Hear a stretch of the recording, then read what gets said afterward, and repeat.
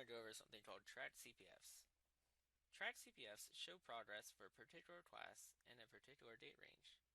So we're going to go ahead and click on Trak CPF.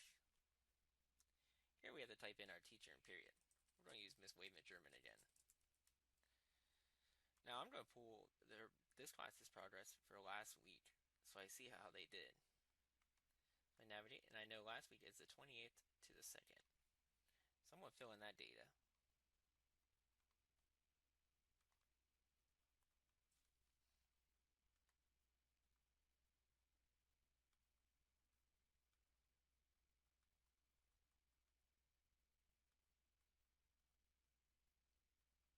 I also need to make sure that this class type is correct.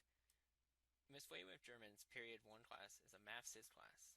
If I left it as Algebra 2, no data would show up because it's the wrong class. So I scroll down, pick Math Sys, and then hit Save Changes.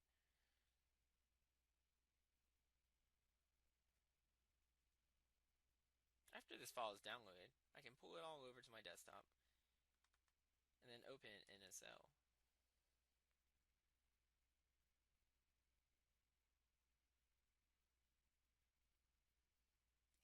Here it shows a list of the students in the left column. Up on top is a list of all of our courses. And in each column, it shows how many lessons that particular student did in that particular course. So we know for 6.1, Michael has finished because he has 2 lessons done out of 2 total. We can easily tell this by looking at the colors. If it's white with a number, that means they're completely done with that course. If it's yellow, that means they're only 1 away, which is a good sign that they're almost done. Red, on the other hand, is all the students that have less than that done. Here, after pulling this report, we can easily look at where most of our students are missing lessons. For instance, if we look at 6.5 in number sense, we see that only 2 students have completed this, and only 1 student is 1 lesson away from finishing. The others are nowhere near done. This is a good sign that they need to get caught up on this particular course. Over here on the far right, we see weekly lessons completed. This is a very important column because this shows how many lessons these students have completed, and the input and the date range.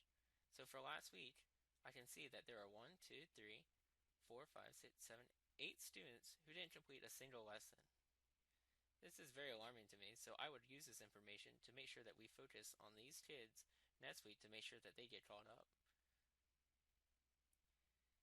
After extracting this from our webpage, we can easily send these reports to our teachers.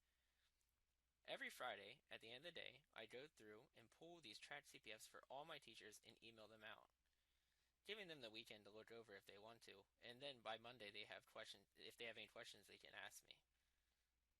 This is a good way to start each week, because then they know how well their students did the week prior or how poorly they did, and we can try to make sure that they do better the next week.